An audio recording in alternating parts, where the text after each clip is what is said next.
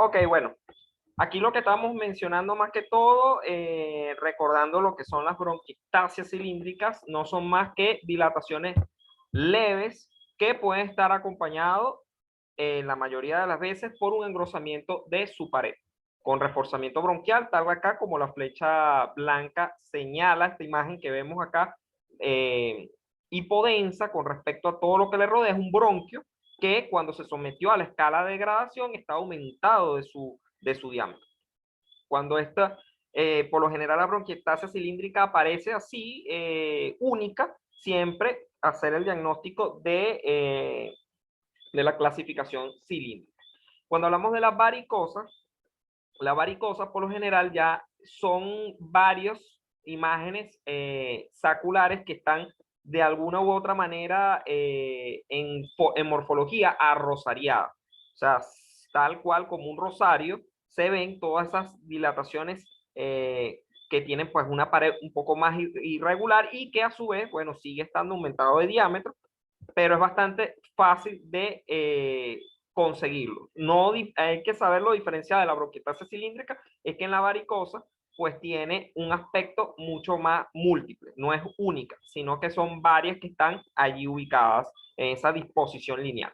Mientras que en la bronquiectasia quística, su nombre ya lo indica y es mucho más fácil reconocer toda la agrupación de quistes de aire que están siendo de alguna manera agrupados en forma de racimo de uva, así tal cual se describe. Entonces, estas son las tres tipos clásicas de presentación de las bronquiectasias y casi siempre pueden coexistir con otras cosas, como por ejemplo la bronquiectasia quística, muchas veces puede tener incluso niveles hidroaéreos en su interior. Entonces, eso es lo que nos puede indicar de que no solamente el bronquio está bastante dilatado, sino que también tiene una patología infecciosa allí adyacente. También, bueno, recordar que no haya la presencia también de lesiones de aumento de atenuación, de coeficiente de atenuación o aumento tenue de densidad circundante que nos pueda hacer sospechar de que hay una patología neumónica también asociada. ¿Ok? Todos esos son algunos de los hallazgos que debemos también definir cuando veamos una bronquiectasis.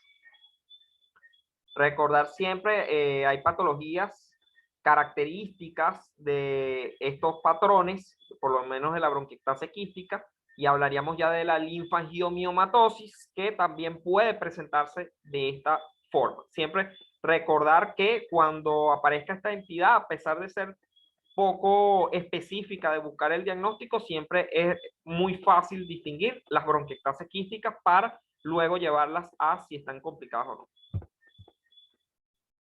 Bueno, aquí acercando mucho más la imagen para lograr definir bien cómo se observa cada una de ellas.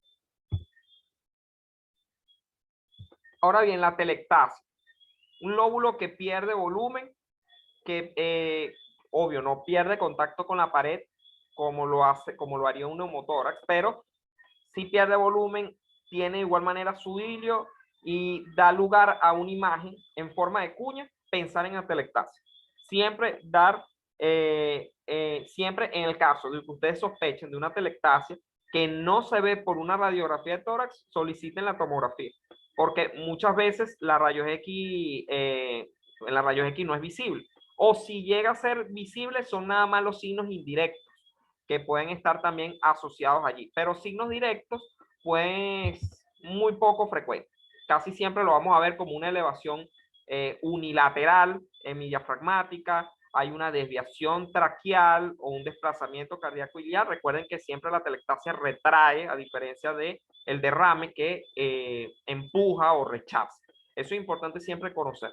Entre los signos directos de la telectasia, bueno, tenemos aquí el desplazamiento cisural, que obviamente hacia el lóbulo colapsado. Esta es una de las características típicas. Cuando ustedes vean el desplazamiento cisural, ya es mucho más fácil definir que se trata de un colapso. El agrupamiento broncovascular también se le denomina empolotonamiento broncovascular. Este apeletonamiento broncovascular también puede estar presente. El territorio pulmonar denso, claro, obviamente en una imagen, la literatura lo describe como una imagen de forma triangular. Esa imagen triangular la adopta sencillamente por la misma retracción cisural. Ya vamos a ver un ejemplo típico. Disminución del tamaño del emitor, obviamente por colapso del volumen. Desplazamiento mediastínico, hipoaireación compensatoria. Esto ocurre generalmente hacia el lado contralateral. Y bueno, ya como saben, elevación del hemidiafragma, buena captación al contraste, aunque no es necesario aplicar otros medios. Aquí, bueno, se observa bastante bien lo que serían estas imágenes de tomografía, una atelectasia, en este caso del lóbulo superior izquierdo, lo indicaba acá en la flecha azul. Siempre recordar que cuando hay atelectasia hay que siempre buscar cómo está la vía aérea bronquial, no vaya a ser que exista algún tipo de masa que esté obstruyendo ese bronquio, tal como aquí vemos. Fíjense que aquí estamos realizando ya un corte un poco más hacia el aspecto inferior y vemos que en el bronquio del lóbulo superior izquierdo está esta imagen. Una imagen ahí de densidad de partes blandas que está obstruyendo. Miren acá el paso del bronquio principal izquierdo. Está prácticamente sin paso de aire, lo que está ocasionando la atelectasia, y es secundario sencillamente a la aparición de esta lesión que aquí observamos. Entonces, la importancia que es siempre buscar cómo está la indemnidad pues, de la estructura traqueobronquial. Aquí, bueno, más otro de los ejemplos. Aquí por lo menos observaríamos esta estructura siempre en forma triangular o en forma de cuña. Esto delimitado siempre por la cisura. Casi siempre, bueno, la cisura mayor o la cisura menor, dependiendo de si está en el pulmón derecho o está en el pulmón izquierdo. Siempre recordar que hay hallazgos, hay hallazgos que pueden ser secundarios o pueden ser indirectos, que de alguna u otra forma están ocasionando también la atelectasia. Entonces aquí también podemos observar estas imágenes, ya esto en ventana pulmonar, esto en ventana mediastina. En la ventana pulmonar, esta imagen aumentada de coeficiente de atenuación hiperdensa, que también está rodeando lo que es el mediastino, puede corresponderse porque está retrayendo las estructuras cardiomediastínicas y tiene esta imagen en forma de cuña a este nivel, señalado por la flecha, lo que indica no solo el colapso, sino también la retracción cisural. Entonces, cada vez que veamos este tipo de imagen, esta es la misma imagen que está en la parte superior, pero en ventana mediastínica, donde podemos apreciarlo mejor. Aquí en el lóbulo medio, estas imágenes, pues bastante caracterizables de que pudiese tratarse de una tumoración iliar derecha. Esto también puede contactar con los vasos. No solamente ocasiona la atelectasia, sino que también puede haber un importante compromiso vascular. Entonces, siempre vayan buscando las causas que pueden estar originando esa atelectasia. Bueno, aquí en el lóbulo inferior, siempre colapso también posteromedial. El hilio a veces se puede descender en algunos casos, y eso también puede ser digamos, un hallazgo sugerente de atelectasia. Bueno, el aumento anormal e irreversible de todos los espacios aéreos que se encuentran, pues, distal a lo que serían, pues, los bronquiolos, puede definirse como ese enfisema, la causa importante de obstrucción crónica al flujo aéreo. Hay alteración del aspecto del acino y de todo lo que en él lo rodea, y se puede clasificar dependiendo de cuál va a ser las características o la destrucción que el mismo ocasione a nivel de todo el espacio septal o paraseptal. Entonces, todo esto es secundario y vamos a ir estudiando cuáles vendrían siendo las posibles causas. Siempre recordar que no solamente vamos a conseguir un pulmón que va a estar hiperinsuflado con atrapamiento aéreo en su interior, que también pueden conseguir disminución de la trama vascular o también pérdida del volumen pulmonar. Obviamente porque es un espacio ya enfisematoso.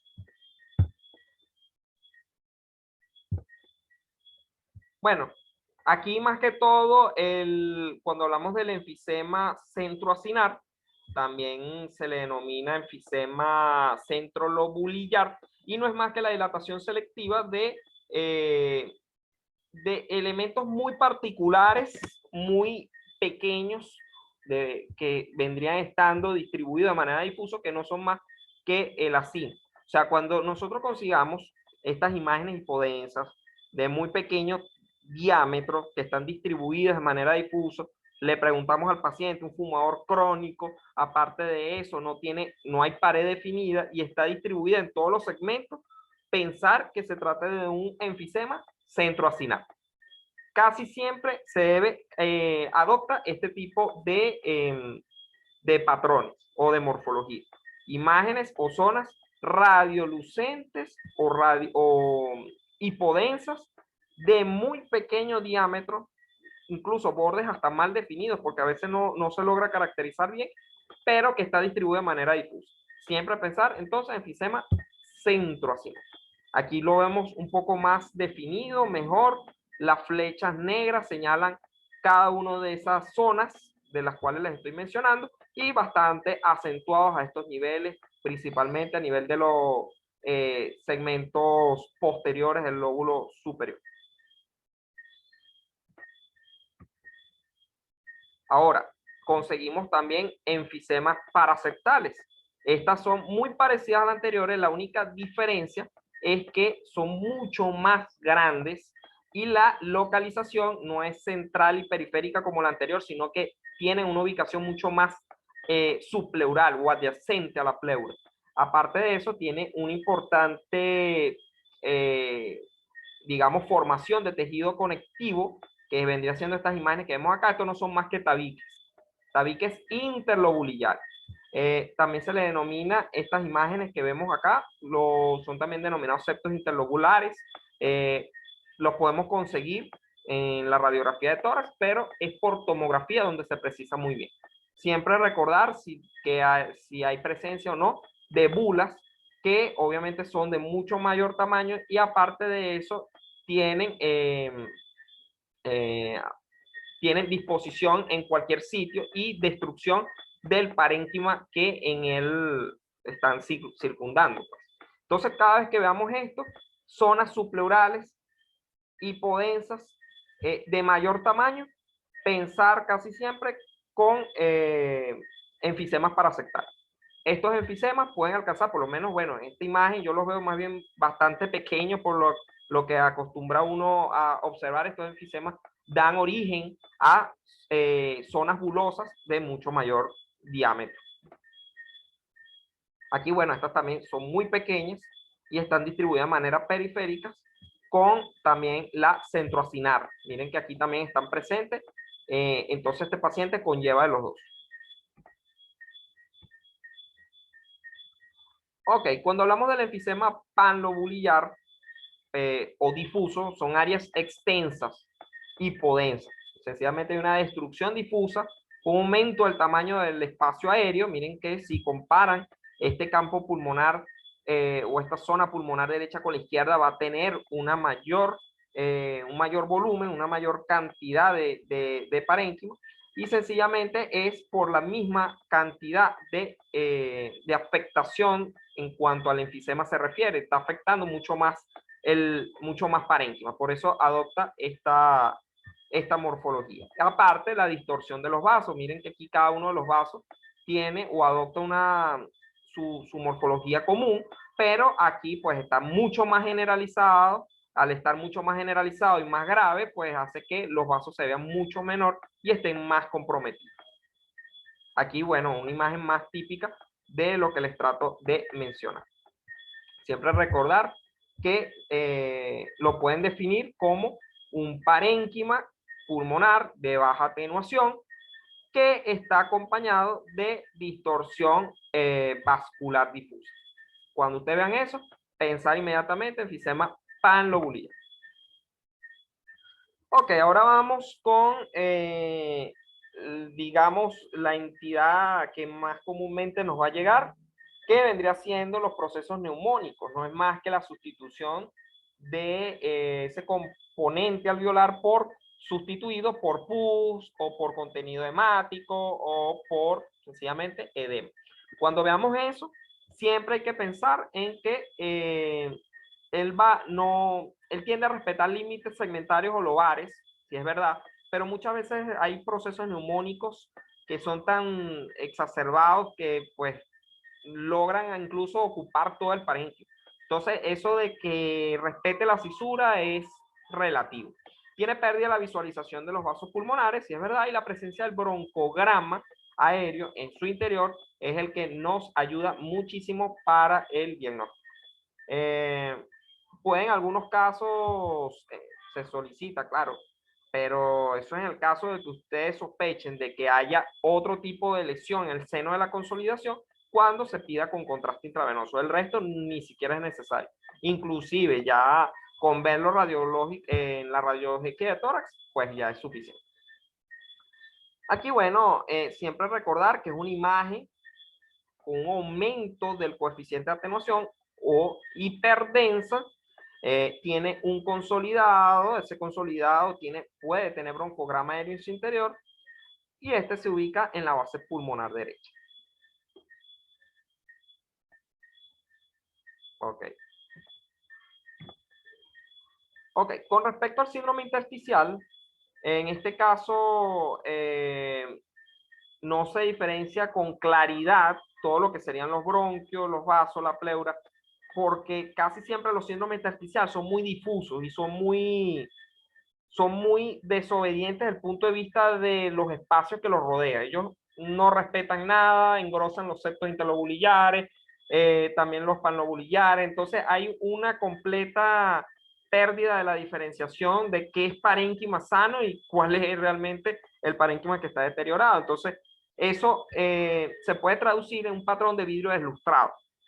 Se le denomina así. Incluso ahorita que estamos tratando muchos pacientes con neumopatía por SARS-CoV-2, es muy frecuente observar este tipo de patrones. También se puede conseguir el patrón en mosaico, también podemos conseguir el patrón lineal reticular, el micronodular y la panalización. Para cada uno de esos patrones hay una gama de patologías que pueden estar asociadas a los mismos. Ya vamos entonces a observar cómo se ve cada uno. Bueno, en el patrón de vidrio deslustrado, también denominado vidrio esmerilado, se caracteriza porque hay un leve aumento de la atenuación del parénquima pulmonar. En algunos casos, bueno, muy severo. No oblitera el contorno de los bronquios o los vasos pulmonares. Es decir, si el proceso neumónico ocasionaba borramiento de las estructuras vasculares, el vidrio esmerilado no borra las estructuras vasculares. Miren aquí cómo se define bien. Por eso es que siempre es bastante sencillo diferenciar uno del otro. Tampoco oblitera a veces los contornos vasculares. Entonces, cuando nosotros, por ejemplo, este es un patrón de vidrio deslustrado, pero si ese patrón, que por lo general siempre es una fase previa al consolidado, en el caso del consolidado, miren que aquí ya aparece mayor coeficiente de atenuación y no solamente eso, sino que borra los vasos y además se observa bastante bien los bronquios aireados en su interior, lo que trae consigo el signo del broncograma aéreo.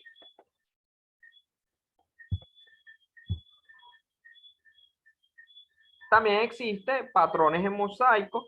Hay que recordar el patrón de vidrio esmerilado no es uniforme, está distribuido generalmente en parches. El patrón en mosaico se debe a diferencias regionales en la perfusión, en la que el pulmón afectado es más radiotransparente y oligoémico. Esto tiene un menor número de vasos, de allí su nombre de oligoemia, y en comparación con el parénquima pulmonar. Entonces, sencillamente lo vemos de esta manera. Está distribuido en varios también parches que están distribuidos de forma difusa y de forma periférica bilateral. Casi siempre estos patrones en mosaico obedecen, sí, pueden obedecer a patrones de vidrio deslustrado, es verdad, pero también a procesos como, por ejemplo, neumonitis, procesos de hemorragias pulmonares, enfermedad tromboembólica y también la bronquiolitis. Estas son algunas de las patologías que pueden estar presentes en esos patrones de mosaico. El reticular fino y reticular grueso son algunas las mezclas de todas estas líneas que ustedes ven acá. Son líneas irregulares que están separadas de pocos milímetros. Casi siempre cuando ustedes ven estos patrones reticulares, a excepción obviamente del COVID-19, que hoy en día se comporta de la forma que él quiere, pero generalmente este tipo de patrones obedecen mucho a linfangitis o a neumoconiosis, también pueden estar presentes. Son engrosamientos de septos interlobulillares, líneas de 1 a 2 centímetros perpendiculares a la pleura. Recordar siempre que en este tipo de patrones intersticiales están presentes unas famosas líneas que se consiguen a nivel de las bases, que son las líneas de Kerley tipo B. También las podemos conseguir en forma, bueno, estas en forma horizontal, pero a nivel de lápices las podemos conseguir también, que son las líneas de Kerley tipo A, y son mucho más oblicuas. Estas son más visibles en la radiografía de tórax. Sin embargo, en la tomografía no se descarta, también se pueden apreciar. Miren aquí, esto es una red, bueno, aquí lo describe, una red poliédrica gruesa que mide de 15 a 25 milímetros alrededor del vaso central del lobulillo pulmonar secundario. Miren, entonces todas estas características que vemos acá y tal cual adopta esa morfología.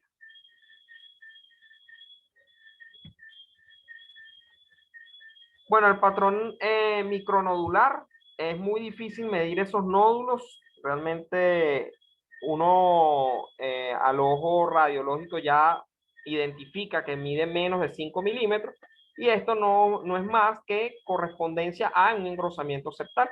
Casi siempre cuando vean patrones micronodulares, que a pesar de todo tienen sus bordes bien definidos y pueden estar presentes estas lineecitas que ustedes ven aquí al lado, no son vasos. Estos son, recuerden que los vasos, una manera de diferenciar los vasos de las redes es que los vasos son dicotómicos y se disponen de forma central hacia la periferia. En este caso, estas imágenes lineales que están alrededor de cada uno de los nódulos corresponden a engrosamientos de los septos interlobulillares.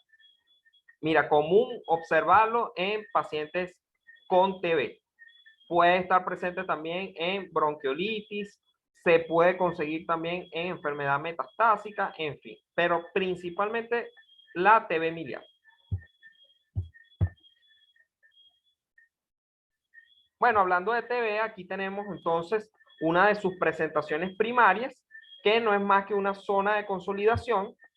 No hay una forma de saberlo, aparte de obviamente tener toda la clínica a la mano, para poder luego, cuando veamos las imágenes, definir si eso se trata de un foco neumónico o se trata realmente de una infección por el micobacterio. Eso nos lo va a decir es la clínica, porque ellos en imágenes son muy similares se comportan. Entonces, incluso pueden acompañarse. Una manera de diferenciarlo de los procesos neumónicos es que en la TB se acompaña de adenopatías, pueden haber también derrame pleural y los ganglios linfáticos pueden presentar zonas de necrosis. Eso también nos ayuda muchísimo a diferenciarlo de focos neumónicos. Sin embargo, como uno a veces no tiene la clínica del paciente, no sabe qué tiene el mismo, uno lo concluye como consolidaciones en el espacio aéreo tal, ¿verdad? Que puede ser altamente compatible con consolidados de origen tuberculoso, no descartándose si puede ser también neumónico.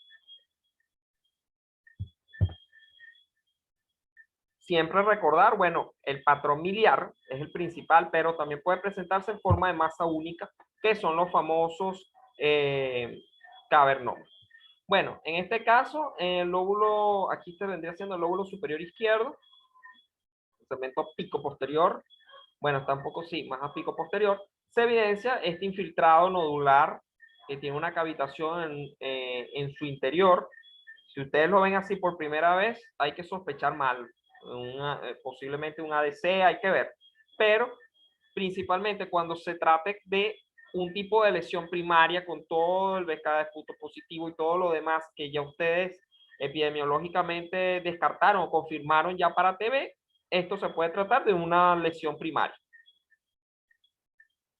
Porque las cavernas tuberculosas se observan prácticamente así.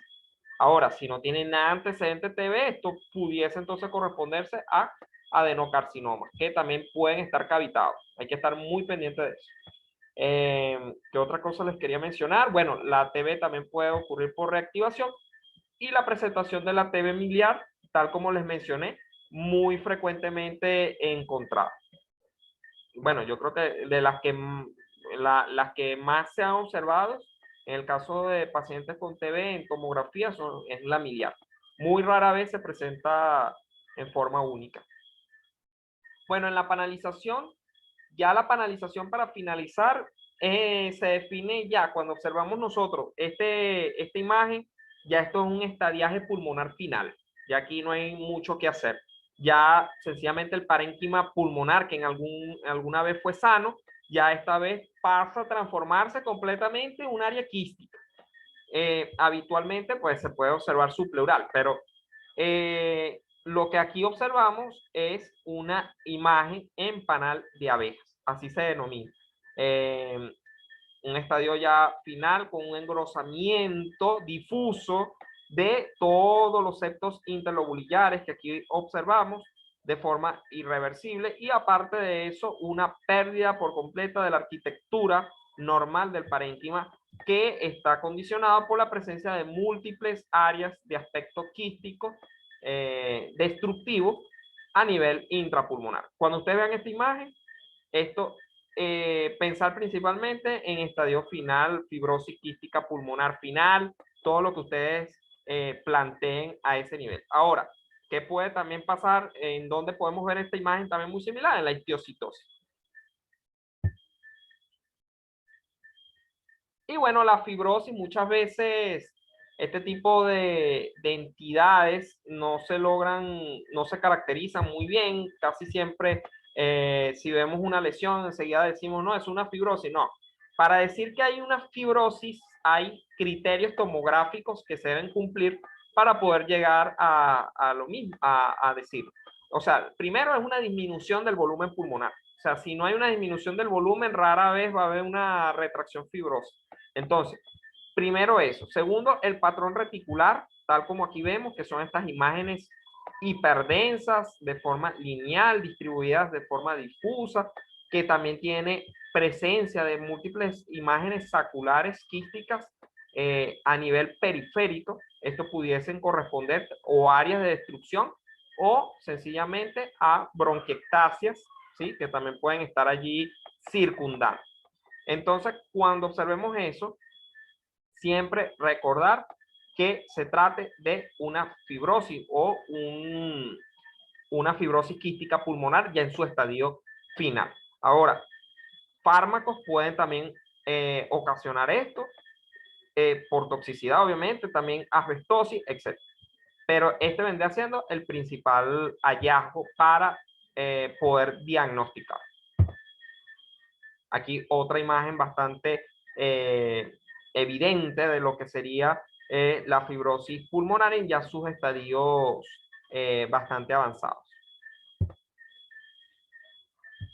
Bueno, ya hemos culminado lo que vendría siendo la clase de patológico. No sé si Linda o Angie tienen alguna duda que podamos aclararla.